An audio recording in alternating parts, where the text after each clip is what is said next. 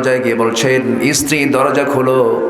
স্ত্রী দরজার কাছে এসে বলছেন, স্বামী আমার, দরজা কেন খুলবো না, অবশ্যই খুলবো, আপনার বাড়ি, আপনার ঘর, আপনার দরজা, আমি আপনার দরজা খুলে দিচ্ছি আপনাকে ঢোকার জন্য, কিন্তু পিছনের দরজা দিয়ে আমি বের হয়ে যাচ্ছি, কারণ যে ব্যক্তিকে নবী বয়কট করেছেন আমিও তাকে নিজেও বয়কট করে ফেললাম। আল্লাহু আকবার বলেন। সব হবে আল্লাহ কেন্দ্রিক, নবী কেন্দ্রিক, ঠিক আছে না? তাহলে আমার আল্লাহ আমাকে ভালোবাসবেন।